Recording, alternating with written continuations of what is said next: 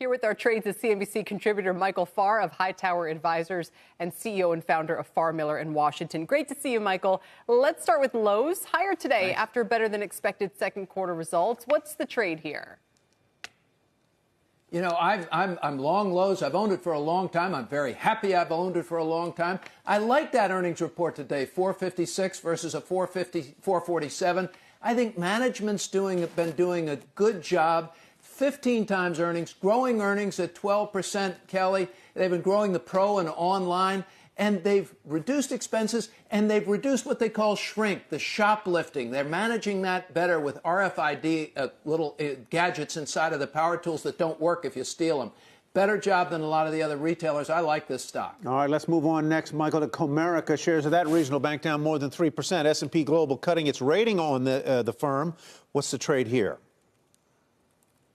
I'm a seller, Tyler. Look, all of these smaller banks, and this now comes as a smaller bank, have a very difficult operating environment of basically, lending money, borrowing money, taking in deposits. It's very expensive. They've got risk of deposit flight. The bigger banks at least have multiple lines of revenues. I think it'll be safer. It's a very hard place to make money. And I just think that even though it's cheap, I don't see it going up, and I think the best case is it's dead money for a while. I'm staying away from Comerica. Sell it. Well, we got to ask you about Tesla. Remember Tesla? But they were up almost 8% this week, regaining some ground after being down 11% last week on those price cuts in China. Is NVIDIA the new Tesla? What do you do with the stock here, Michael?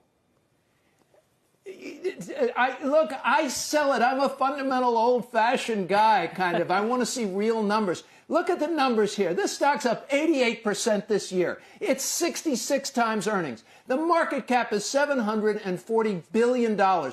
Ford has a market cap of $47 billion. GM has a market cap of $48 billion. That's $95 billion for Ford and GM versus $740 billion for this. I understand you believe in Elon Musk as a magician, but that's not the way you invest money. Based on the numbers, without magic, this one is a sell. And so pat yourself on the back, take your profits, go out and have a nice dinner tonight. But this is a lot of long-term investment based on the numbers. Unless something magical occurs, I can't invest my clients' money on magic.